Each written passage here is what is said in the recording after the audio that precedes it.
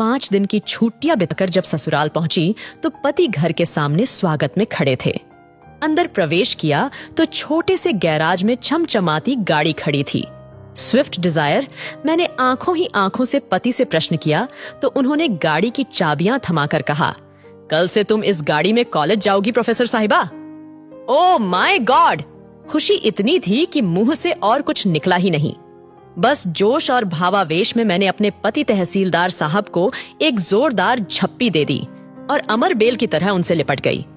उनका गिफ्ट देने का तरीका भी अजीब हुआ करता है। सब कुछ चुपचाप और अचानक। खुद के पास पुरानी इंडिगो है और मेरे लिए और भी महंगी खरीद लाए। 6 साल की शादीशुदा जिंदगी में इस आदमी ने न जाने कितने गिफ्ट दिए। गिनती करती हूँ तो थक जाती हूँ। ईमानदार है, रिश्वत नहीं लेते, मगर खर्चीले इतने कि उधार के पैसे लाकर गिफ्ट खरीद लाते हैं। लंबी सी झप्पी के बाद मैं अलग हुई तो गाड़ी का निरीक्षण करने लगी। मेरा पसंदीदा कलर था, बहुत सुंदर थी। फिर नजर उस जगह गई जहां मेरी स्कूटी खड़ी रहती थी। वो जगह तो खाली थी। स्कूटी कहाँ है? मैंने चिल्लाकर पूछा। बेच दी मैंने, क्या करना अब उस जुगाड़ का?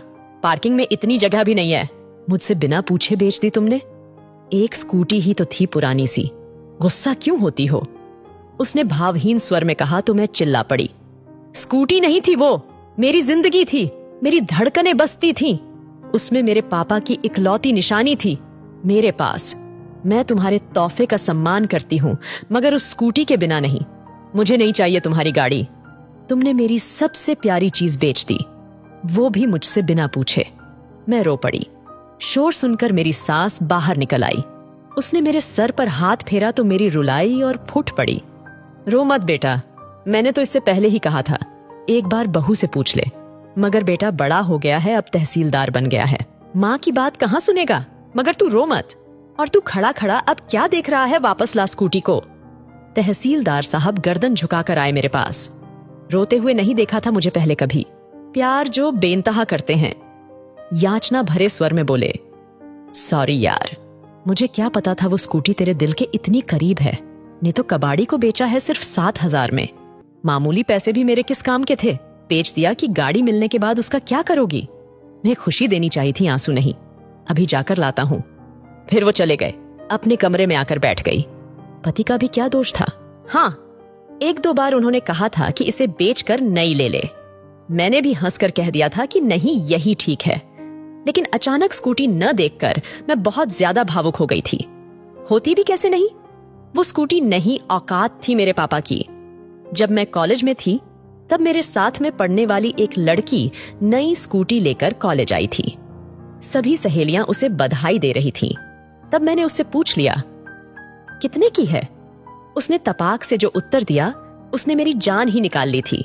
कितने की भी हो, तेरी और तेरे पापा की औकात से बाहर की है। अचानक पैरों में जान नहीं रही थी।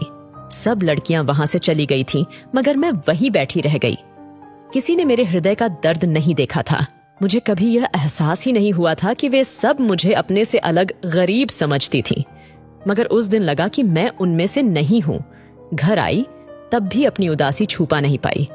माँ से लिपटकर रो पड़ी थी। माँ को बताया तो माँ ने बस इतना ही कहा, छिछोरी लड़कियों पर ज्यादा ध्यान मत दे, पढ़ाई पर ध्यान दे। रात को पापा घर आए तब उनसे भी मैंने पूछ लिया, पापा हम गरीब हैं क्या? तब पापा ने सर पे हाथ फिराते हुए कहा था, हम गरीब नहीं हैं बिटिया, बस जरा सा हमारा वक्त गरीब चल रहा है। फिर अगले दिन भी मैं कॉलेज नहीं गई। न जाने क्यों दिल नहीं था। शाम को पापा जल्दी ही घर आ गए थे और जो लाए थे वो उतनी बड़ी खुशी थी मेरे लिए कि शब्दों में बयां नहीं कर सकती। एक प्यारी सी स्कूटी, तितली सी, सोन चिड़िया सी नहीं, एक सफेद परी सी थी वो। मेरे सपनों की उड़ान, मेरी जान थी वो। सच कहूं तो उस रात मुझे नींद नहीं आई थी। मैंने पापा को कितनी बार थैंक यू बोला, याद नहीं है। स्कूटी कहां से आई, पैसे कहां से आए, ये भी नहीं सोच सकी ज्यादा खुशी में। फिर 2 दिन मेरा प्रशिक्षण चला। साइकिल चलानी तो आती थी, स्कूटी भी चलानी सीख गई। 5 दिन बाद कॉलेज पहुंची, अपने पापा की औकात के साथ, एक राजकुमारी की तरह, जैसे अभी स्वर्ण जड़ित रथ से उतरी हो। सच पूछो तो मेरी जिंदगी में वो दिन खुशी का सबसे बड़ा दिन था। मेरे पापा मुझे कितना चाहते हैं सबको पता चल गया। मगर कुछ दिनों बाद एक सहेली ने बताया कि वो पापा के साइकिल रिक्शा पर बैठी थी। तब मैंने कहा, नहीं यार, तुम किसी और की साइकिल रिक्शा पर बैठी हो, मेरे पापा का अपना टेम्पो है। मगर अंदर ही अंदर मेरा दिमाग झंझना उठा था। क्या पापा ने मेरी स्कूटी के लिए टेम्पो बेच दिया था? और 6 महीने से ऊपर हो गए, मुझे पता भी नहीं लगने दिया। शाम को पापा घर आए तो मैंने उन्हें गौर से देखा। आज इतने दिनों बाद फुर्सत से देखा तो जान पाई कि दुबले पतले हो गए हैं, वरना ध्यान से देखने का वक्त ही नहीं मिलता था। रात को आते थे और सुबह अंधेरे ही चले जाते थे। टेम्पो भी दूर किसी दोस्त के घर खड़ा करके आते थे। कैसे पता चलता बेच दिया है? मैं दौड़कर उनसे लिपट गई। पापा, आपने ऐसा क्यों किया? बस इतना ही मुंह से निकला। रोना जो आ गया था।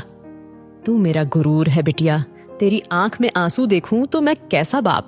चिंता ना कर, बेचा नहीं है, गिरवी रखा था, इसी महीने छुड़ा लूंगा। आप दुनिया के बेस्ट पापा हो, बेस्ट से भी बेस्ट। इसे सिद्ध करना जरूरी कहां था? मैंने स्कूटी मांगी कब थी? क्यों किया आपने ऐसा? 6 महीने से पैरों से सवारियां ढोई आपने। ओ पापा, आपने कितनी तकलीफ झेली मेरे लिए। मैं पागल कुछ समझ ही नहीं पाई और मैं दहाड़े मारकर रोने लगी। फिर हम सब रोने लगे, मेरे दोनों छोटे भाई, मेरी मम्मी भी। पता नहीं कब तक रोते रहे। वो स्कूटी नहीं थी मेरे लिए, मेरे पापा के खून से सींचा हुआ उड़न खटोला था मेरा, और उसे किसी कबाड़ी को बेच दिया। दुख तो होगा ही। अचानक मेरी तंद्रा टूटी। एक जानी पहचानी सी आवाज कानों में पड़ी, फट फट फट। मेरा उड़न खटोला मेरे पतिदेव यानी तहसीलदार साहब चला कर ला रहे थे, और चलाते हुए एकदम बुद्धू लग रहे।